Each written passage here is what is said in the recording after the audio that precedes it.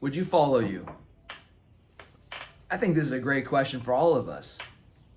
Would we follow each other?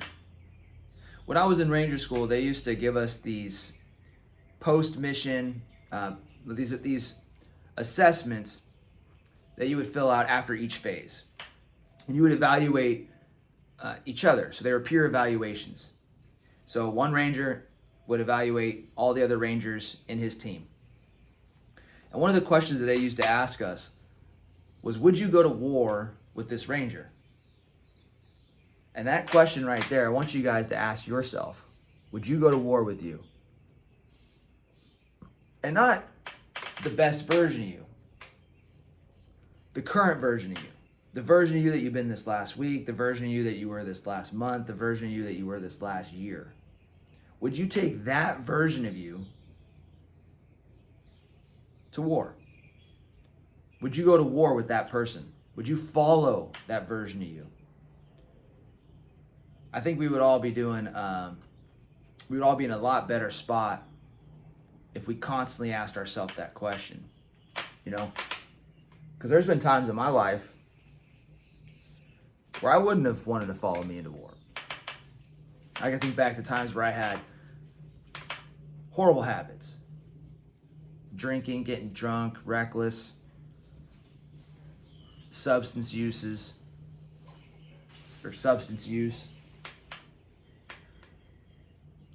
I don't know what that was. Those crazy kamikaze squirrels back here. But my point is that we live in a world right now where everybody wants this like level of success. And when you get success, you have to become a leader. It's just a matter of, it's a motherfucking fact. Like, you're not going to achieve any level of success greater than your level of leadership.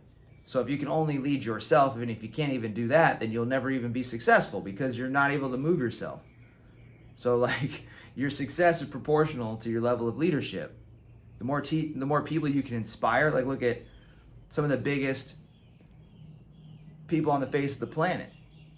Guys like, I don't know, Elon Musk or Tony Robbins or Bezos. These people, they developed the ability, and while they may be a little more, some of them may be a little more academic than others, they still have developed the ability to influence a lot of people.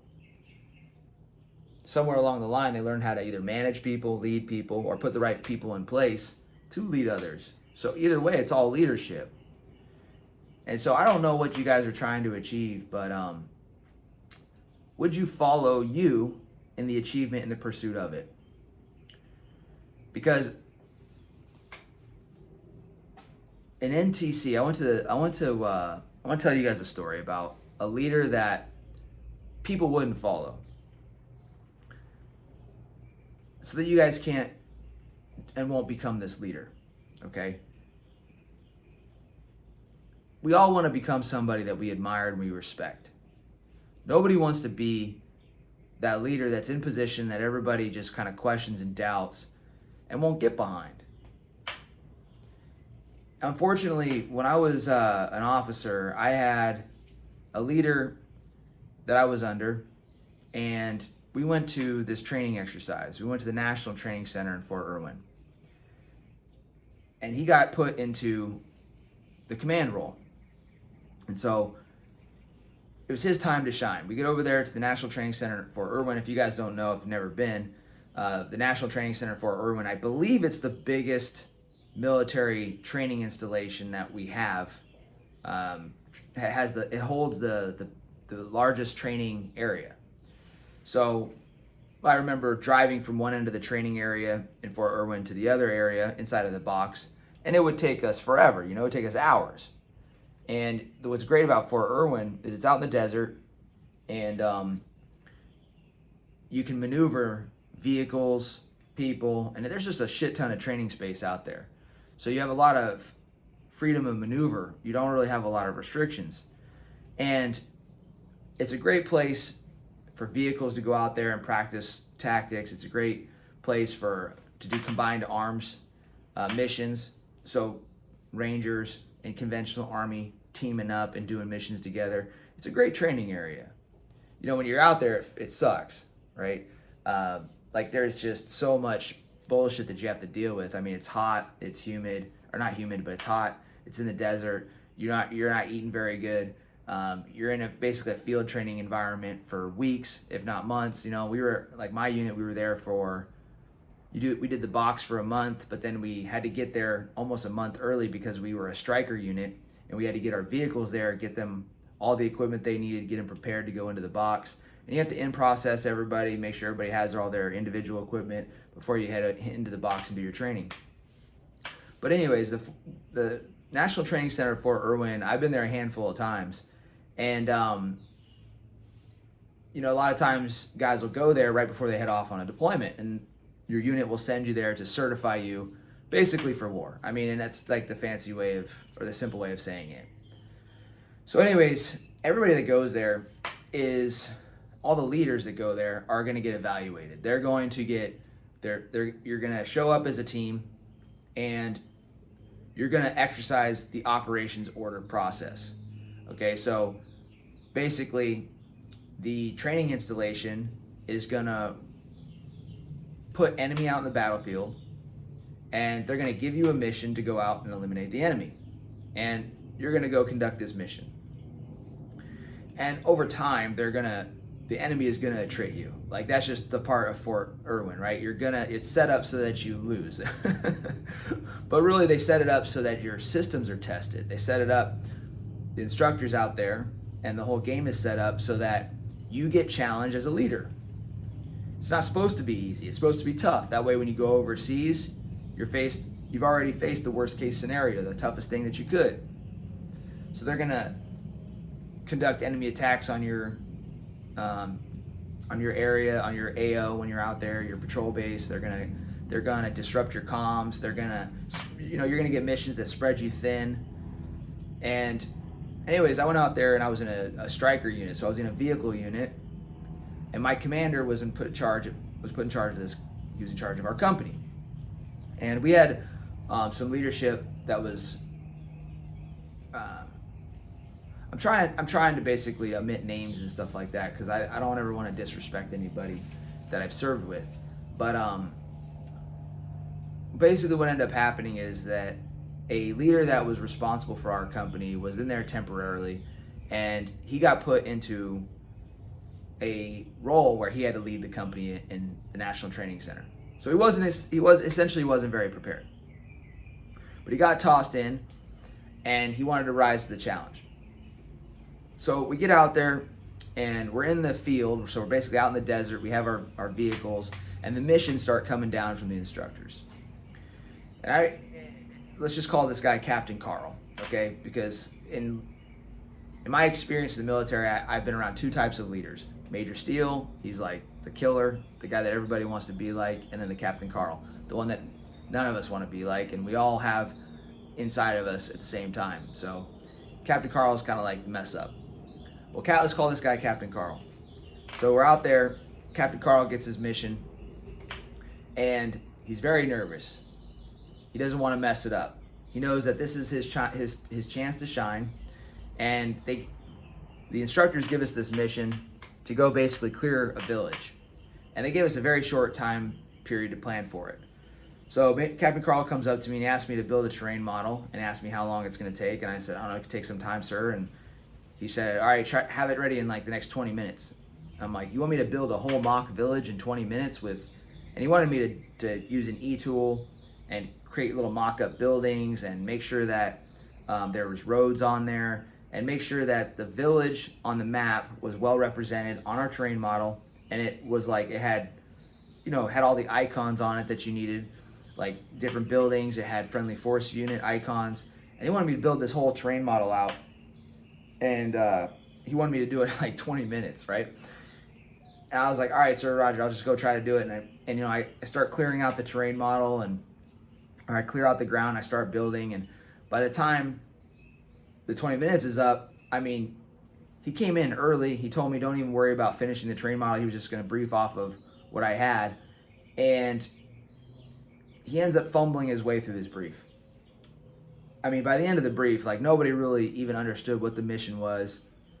He had briefed an operations order to us. He tried to tell us what the mission was. He tried to tell us what we were going to go do, the compound that we were going to clear. But it was so unclear to all of us. We were all just sitting there just like, I have no idea what the fuck this guy's talking about. The mission is so unclear. And anyways, he kept leading like that. He kept rushing to tell us and get us moving without having a plan into place. He wouldn't communicate the plan. And he had a hard time making decisions too. There was another mission that we got. And I remember he had a lot more time to plan for this mission. He had like a couple hours. And he grabbed up the leadership team. He pulled us into a huddle. And he said, hey, here's the mission. We got to do this movement to contact. We're going to take our strikers. We're going to move them through the IV lines in the terrain. And we're going to bound from south to north. And we're going to go clear this open area at this location here. And he's like, I need to put a plan together so that everybody gets to this location on the far side of the objective. And we need to put together a plan of who's going to do what. So anyways, instead of directing us, he basically pulled us in and had us start brainstorming on how we could all accomplish this mission that he had been given. And as he went around, we went in circles for probably an hour where everybody gave their opinion. And Captain Carl, every time we got around in the full circle, everybody told him how they thought the mission should be accomplished. They gave him their input. And it was time for him to tell us what to do. He would freeze. He would be indecisive. He wouldn't tell us what to do. He lacked confidence. And that cycle happened over and over and over again to the point where eventually we had to take off and go do the mission, and time ran out.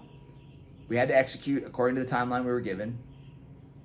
And when we went out there, we didn't have a clear plan. So I'm sharing all this because Captain Carl, he ended up getting pulled out of the command position after the National Training Center. He was relieved, essentially. And, when you're relieved from a situation like that, you probably are going to be removed from the military and separate from the military shortly after. When you fail as a leader in the military like that, when you can't delegate, when you can't give direction, when you can't be proficient at being a leader, being a commander, the Army, as an infantry officer, the Army says we have no need for you. And this was at a point in the Army where they were downsizing as well. They were cutting back, and they were trying to improve the quality of the leaders that were in it. Moral of the story is that some of the traits that Captain Carl had during that mission that made him a leader that nobody wanted to follow was that he was indecisive. Okay? And when I looked at him and I saw that he failed as a leader, I never wanted to be like that. Indecision comes from a lack of confidence in self. When I coach and I work with people that are 7, 8, 9 figures, and they struggle with making decisions, it's not because they don't have the experience to make the decision. In their businesses, they have the experience. But a lot of times, they have a hard time making decisions because they don't trust themselves.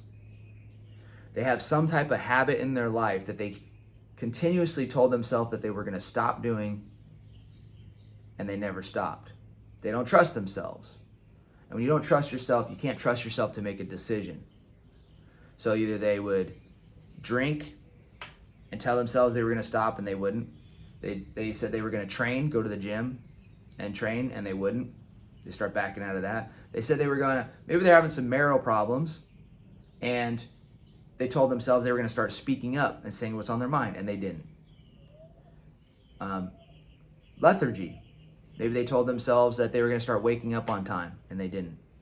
Maybe they told themselves they were going to stop doing gear, stop doing roids, and substances and peds, and they didn't listen to that decision.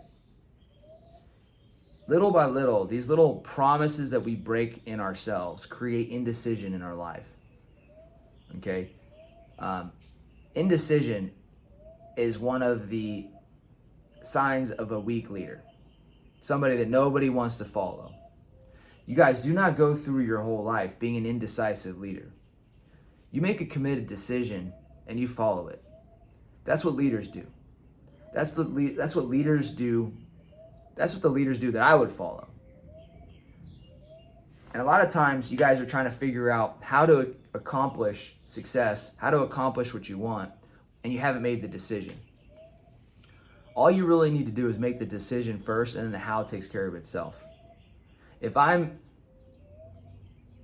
looking for coffee and I decide, hey, you know what? I'm going to get coffee today, and I know exactly the type of coffee I want. I make a committed decision, and I might not know where it's at right now, but I can, as soon as I make the decision, I pull up Google and I start searching for what I'm looking for, and I find my way to that coffee. That's how all decisions are made. Like you guys that want to invest in yourself, you say, oh, I want to invest in myself, but I don't have the money. No, that's not the problem. You haven't made a decision that you're actually going to invest in yourself, because if you make that decision, you'll figure out the money. It's just like buying your first home. When you buy your first home, you find the exact house that you want, then you go get pre-qualified, you get the money. The money comes after you find the house. Indecision is a killer, guys. The only thing in life that's worse, the